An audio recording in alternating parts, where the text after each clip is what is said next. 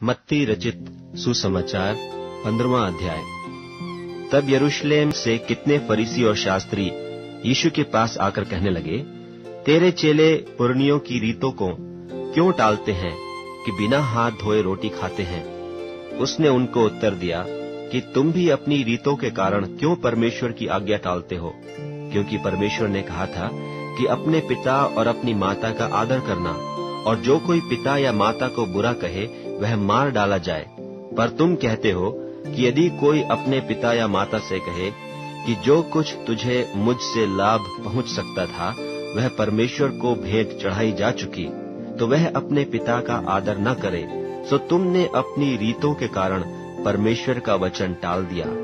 हे कपटियों, यशायाह ने तुम्हारे विषय में यह भविष्यवाणी ठीक की कि ये लोग होठों से तो मेरा आदर करते हैं, पर उनका मन मुझसे दूर रहता है, और ये व्यर्थ मेरी उपासना करते हैं, क्योंकि मनुष्यों की विधियों को धर्मोपदेश करके सिखाते हैं।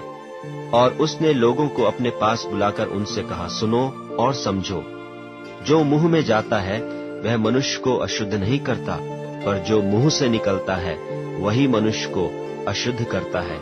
तब चेलों ने आकर उससे कहा, क्या तू जानता है कि फरीसियों ने यह वचन सुनकर ठोकर खाई? उसने उत्तर दिया, हर पौधा जो मेरे स्वर्गीय पिता ने नहीं लगाया उखाड़ा जाएगा।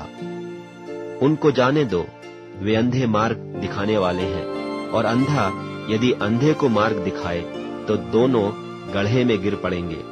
यह सुनकर पतरस ने उससे कहा, यह दृष्टांत हमें समझा दे। उसने कहा, क्या तुम भी अब तक ना समझ हो? क्या नहीं समझते कि जो कुछ मुंह में जाता वह पेट में पड़ता है और संडास में निकल जाता है, पर जो कुछ मुंह से निकलता है वह मन से निकलता है, और वही मनुष्य को अशुद्ध करता है। क्योंकि कुचिंता, हत्या, परस्त्री गमन, व्यभिचार, चोरी, झूठी गवाही और निंदा मन ही से निकलती हैं।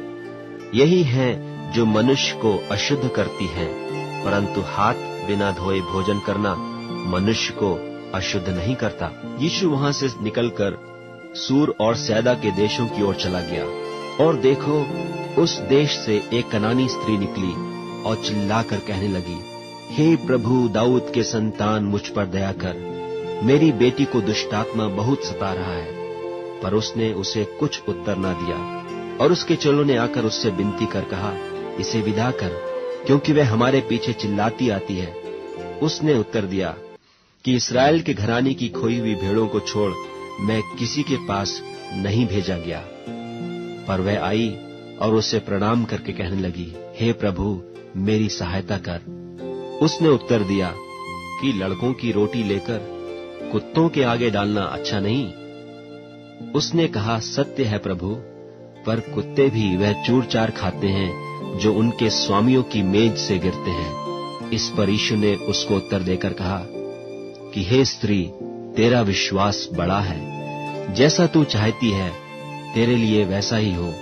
और उसकी बेटी उसी घड़ी से चंगी हो गई। यीशु वहां से चलकर गलील की झील के पास आया और पहाड़ पर चढ़कर वहां बैठ गया। और भीड़ पर भीड़ लंगड़ों, अंधों, गूंगों, टुंडों और बहुत औरों को लेकर उसके पास आए, और उन्हें उसके पांवों पर डाल दिया, और उसने उन्हें चंगा किया। सो जब लोगों ने देखा कि गूंगे बोलते और टुंडे चंगे होते और लंगड़े चलते और अंधे देखते हैं, तो अचंभा करके इस्राएल के परमेश्वर की बड़ाई की। यीशु ने अपने चेलों को बुलाकर कहा, मुझे इस भीड़ पर तरस आता है, क्योंकि वे 3 दिन से मेरे साथ हैं और उनके पास कुछ खाने को नहीं, और मैं उन्हें भूखा विदा करना नहीं चाहता, कहीं ऐसा न हो कि मार्ग में थक कर रह जाएं। चेलों ने उससे कहा, हमें इस जंगल में कहां से इतनी रोटी मिलेगी कि हम इतनी बड़ी भीड़ को तृप्त करें? यीशु ने उनसे पूछा, तुम्हारे पास कितनी रोटियां हैं? उन्होंने कहा, 7 और थोड़ी सी छोटी मछलियां।